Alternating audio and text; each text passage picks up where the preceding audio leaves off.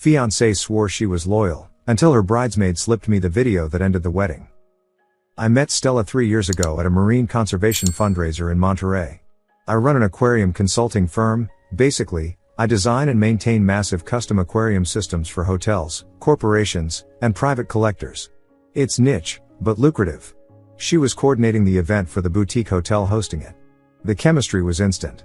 She had this way of working a room that was mesmerizing, and when she focused that attention on you, it felt like you were the only person who existed. I'd been burned before. My ex before Stella had cheated with my former business partner. Cost me a relationship and nearly tanked my company when he tried to poach clients. So when Stella and I started getting serious, I was upfront about my boundaries. Loyalty was non-negotiable. Connor, she'd said, maybe 6 months in, unprompted while we were watching the sunset from my boat, I know what happened to you before. I need you to know, I would never do that to you. I'd rather die than be that person. She said variations of this throughout our relationship. When her friend got caught cheating. When we watched a movie with Infidelity. When my brother's marriage imploded from an affair. Each time, she'd touch my face, look me in the eyes, and swear she was different. I believed her. We got engaged last year. I proposed during a night dive in Belize, had a custom pearl ring made from a pearl I'd harvested myself from an oyster I'd been cultivating. She cried so hard her diving mask flooded. It was perfect. The wedding planning started immediately. Stella was in her element. She wanted the full production, 200 guests, destination venue at a coastal resort in Big Sur, the works. The budget ballooned to $85,000, but I was making good money, and this was supposed to be once in a lifetime, right? 5 days before the wedding, I was at the venue doing a final walkthrough. Stella was at her bachelorette party in Napa. Her cousin Tessa approached me in the parking lot.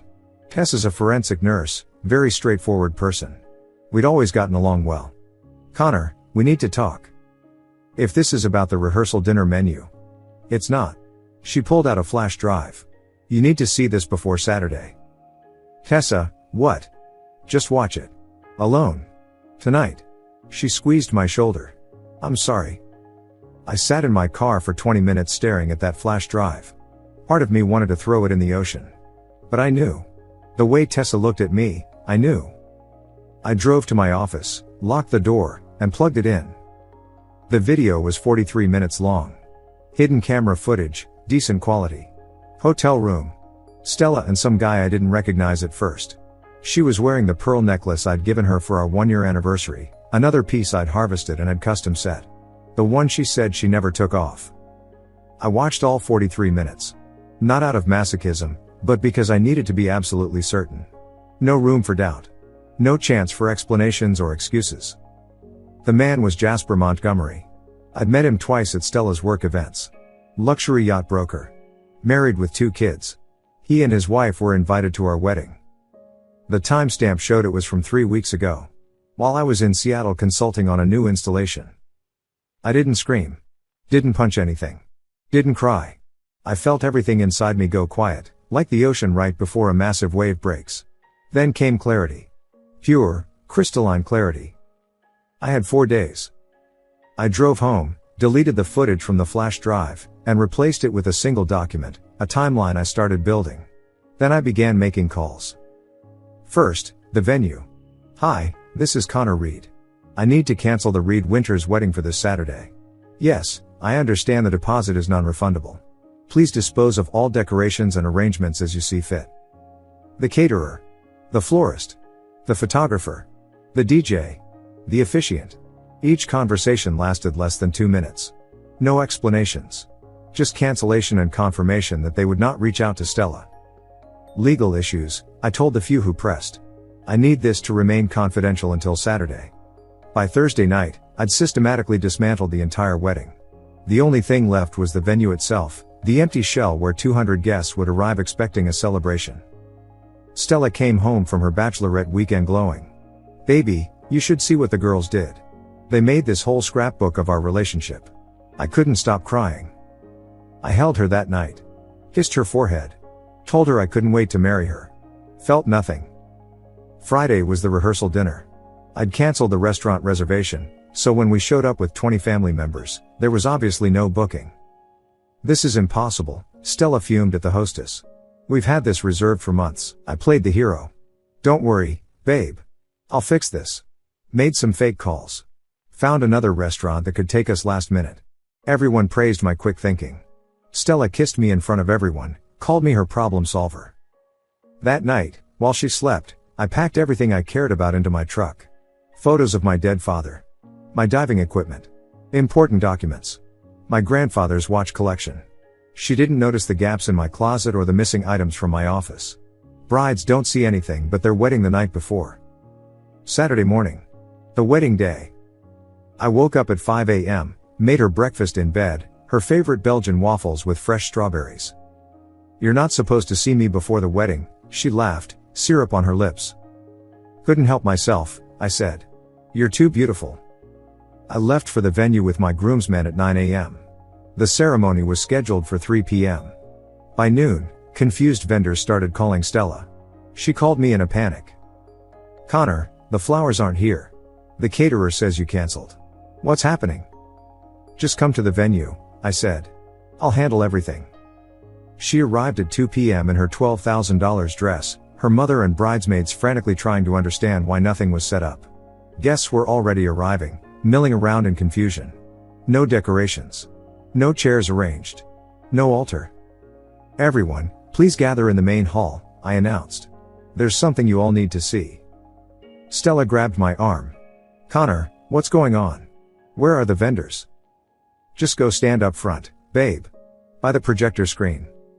She was so confused she actually did it. Stood there in that designer dress, looking radiant and worried.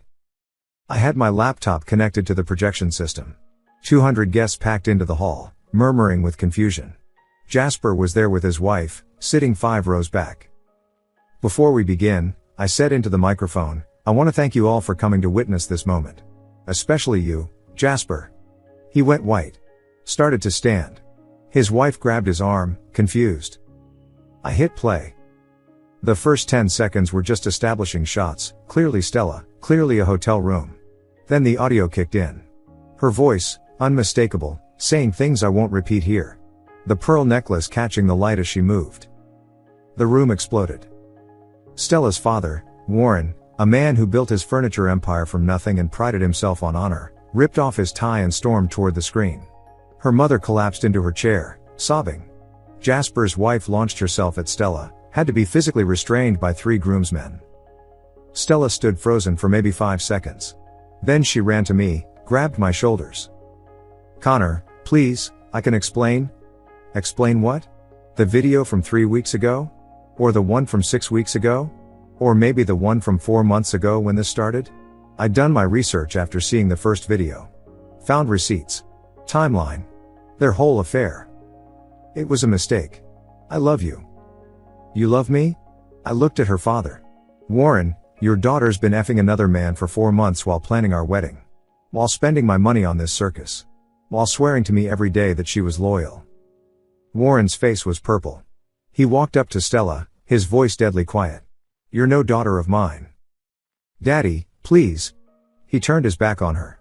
Her mother wouldn't even look at her. Tessa stepped forward. I gave Connor the video because you don't deserve him. You never did. The bridesmaids, her supposed best friends, were already gathering their things to leave. One of them, her maid of honor, stopped just long enough to say, we knew you were selfish, but this? You're disgusting. Stella dropped to her knees, her dress pooling around her like spilled milk. Connor, please. Please don't leave me. I'll do anything. I crouched down to her level, my voice calm and clear so everyone could hear. You'll do anything? Great. Live with this. Live with knowing that everyone in your life now knows exactly who you are. Your family, your friends, your colleagues, everyone will know you as the woman who wore my pearl necklace while effing another man. I stood up, addressed the room one last time. The wedding is cancelled. Obviously. Bars still open for the next hour, I already paid for it. Consider it a celebration of truth. I walked out. Behind me, I could hear Jasper's wife screaming, Stella sobbing, Warren shouting at someone, maybe Jasper, maybe anyone.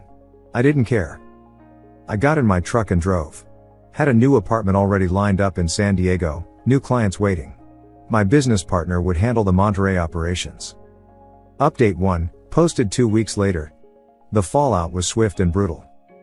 Stella was fired within 3 days. Turns out having an affair with a yacht broker who did business with her hotel was a breach of her employment contract. Warren cut her off completely, not just emotionally, but financially. She'd been living partly off his supplementary income, and he froze every account he had access to. She tried to contact me 847 times in the first week. I know because I had a lawyer document everything for the restraining order.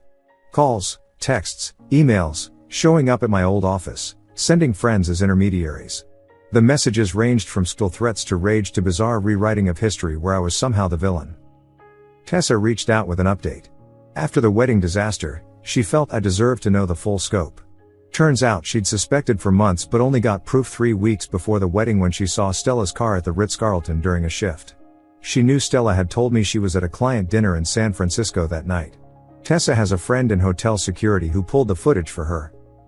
There's more, Tessa said over the phone. Jasper wasn't the first. I wasn't even surprised. Who else? At least 2 others that I know of. One was last year, brief, maybe a month. Another was right after you got engaged. The engagement affair was with her personal trainer. The month-long one was with a wine distributor who supplied her events. Jasper was just the longest and most recent. I hung up and felt nothing. Like learning the cancer was worse than diagnosed after you'd already cut it out. Jasper's divorce made the local papers because his wife cleaned him out. California's a no-fault state, but she had a prenup with an infidelity clause. She got the house, the boats, primary custody, and enough alimony to bury him. His yacht brokerage dropped him because hotel industry connections were crucial to their business, and Stella's hotel chain blacklisted him after the scandal. The best part?